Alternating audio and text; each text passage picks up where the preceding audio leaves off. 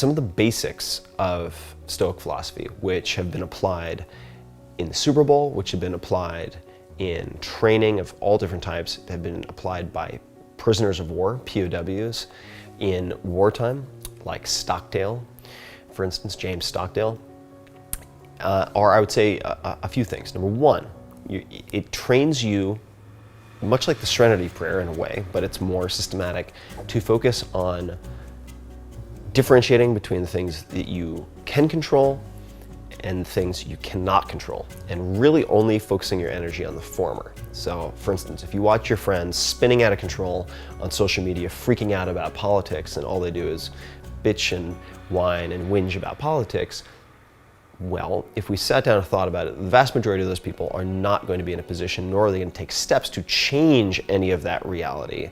Therefore, it is a lot of wasted energy and calories and brain cycles. All right, so really, really learning to repetitively, consistently focus on things that are within your sphere of control. That doesn't mean that you are passive. So number one, you're learning to focus on and expand the sphere of action that you have, the things that you can control. Next, you're going to systematically train yourself to be less prone to overreacting to, say, criticism. So Cato, who is considered by some to be the perfect Stoic, fascinating character, C-A-T-O, would sometimes wear a tunic of an unpopular color so that he would be ridiculed in the Senate and by other people. He did this specifically and other things like it so that he would train himself to only be ashamed of those things worth being ashamed of. So the superficial things he would experiment with, and he would catalyze other people making fun of him or insulting him so that he would develop a tolerance for it. This is very, very practical.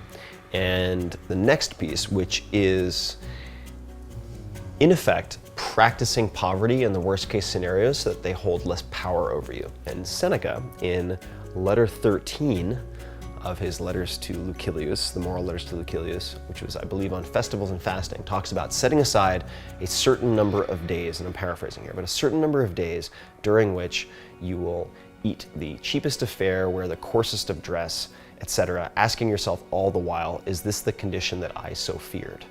So, practically speaking, I've built this into my own life by fasting, by exposing myself to cold. I have a practice of cold exposure, which is done very safely. I have different types of planned suffering and planned poverty so that any type of unplanned suffering or unplanned financial hit will have less of an impact on me.